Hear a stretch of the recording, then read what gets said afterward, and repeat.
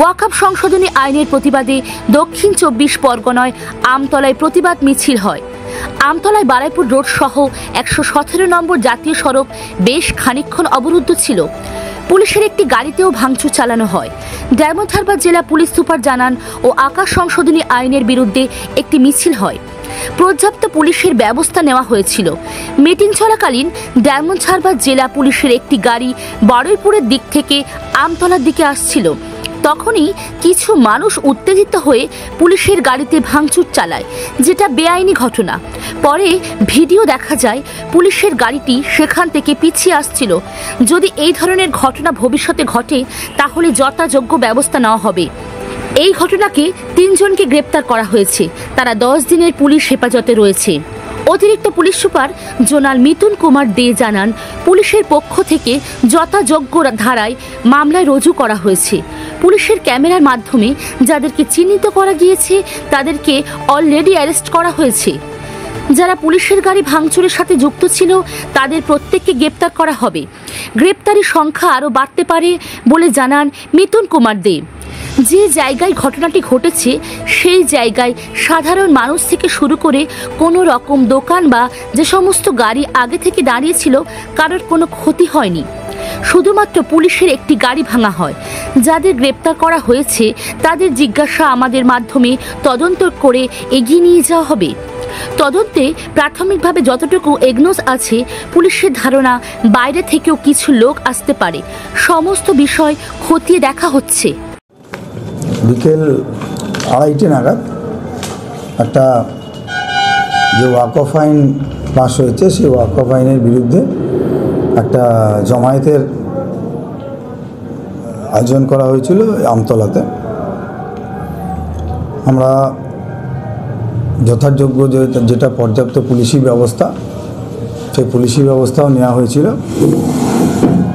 তো মিটিং চলাকালীন, মিটিং ঠিকঠাকই চলছিল, সে সময় মিটিং চলাকালীন একটি পুলিশের গাড়ি সেখানে ঢুকে যায়। আমাদের ডায়মন্ড হারবারের পুলিশের গাড়ি, যেটা বারুইপুরের দিক থেকে ডায়মন্ড হারবারের দিকে আসছিল, সেখানে ঢুকে যায়। ঢুকে যাওয়ার পরে সেখানে কিছু মানুষ তারা উত্তেজিত হয়ে পুলিশের গাড়িতে ভাঙচুর চালায়, যেটা একদমই বেআইনি। কারণ পুলিশের গাড়িকে আমরা পরে দেখেছি যে পুলিশের গাড়িটা সেখান থেকে রিট্র্যাক্টও করছিল, পিছিয়ে আসছিল, ভাঙচুর চালায়। এবং আগামী দিনে যদি এই ধরনের ঘটনা, কারণ ওয়াকফকে কেন্দ্র করে আপনারা জানেন বিভিন্ন জায়গায় প্রতিবাদ হচ্ছে, যদি এই ধরনের ঘটনা ভবিষ্যতে ঘটে তাহলে কিন্তু যথাযোগ্য, আমরা এই ঘটনার পরিপ্রেক্ষিতেও একটা মামলা করেছি এবং 3 জনকে আমরা অ্যারেস্ট করেছি। তারা এখন পুলিশ কাস্টাডিতে আছে। পরবর্তী দিনে যদি এই ধরনের ঘটনা ঘটে তাহলে কড়া আইনি পদক্ষেপ যা নেওয়া যায় আমরা নেব।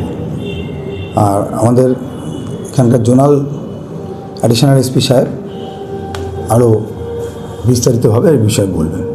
যে ফেসবুকে একটা পোস্ট এবং তারপরে অনেকটাই মবটা যেটা সেটা হেডলেস, তো তার প্রেক্ষিত যতটা সম্ভব যেগুলো আমাদের তরফে থাকে এসওপি প্রিপারেটরি স্টেপ সেগুলো আমরা নিয়েছিলাম।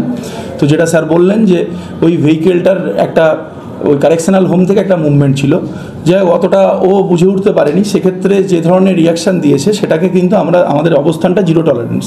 Naturally we registered A case with all the befitting sections. 3 জন যাদের ছবি ওখানে, যেহেতু আমরা ড্রোন রেখেছিলাম, ক্যামেরা ছিলাম, যাদের আমাদের উপস্থিতি যাদের প্রামাণ্যভাবে আমরা পেয়েছি তাদেরকে আমরা অলরেডি অ্যারেস্ট করেছি। এবং এটা একদম আমাদের অবস্থান দ্বার্থহীন অবস্থান। প্রত্যেকে যারা ওই পুলিশ গাড়ি ভাঙচুরের সঙ্গে জড়িত ছিল, we are going to arrest them all.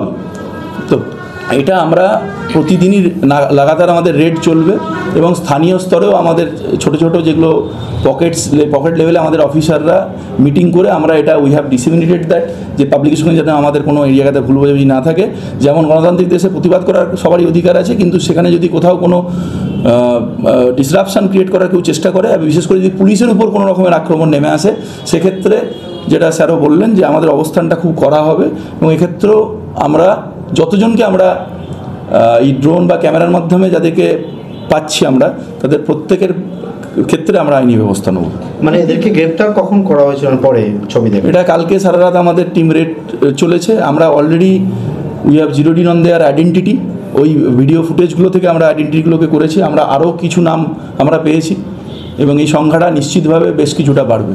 সাহসটা পাচ্ছি কারণ সেই সময় এক পর্যাপ্ত পুলিশ, আমি সেটাই বললাম যে ফেসবুকে একটা পোস্ট আমতলা চলো, যেটার কোনো অ্যাজ সাচ একটা বিলের বিরুদ্ধে গর্জে ওঠো, প্রতিবাদ করো, আমতলা চলো, সেটাই যে ধরনের এতে আমরা অভ্যস্ত, যেগুলো ট্র্যাডিশনাল যেই ধরনের যে থাকে, সেখানে একটা অর্গানাইজ কারা করছে সেটার আমরা পাই, সেটার একটা ক্লু পাই। এই জন্য যে গ্যাদারিংটা হচ্ছে সেটা অনেকটা হেডলেস মব। যেমন আমরা রাত দখলে কর্মসূচির ক্ষেত্রেও দেখেছি যে এক্স্যাক্টলি কোথাও 200, আবার কোথাও সেখানে হয়তো দেখা গেলো 2000 বা 20,000।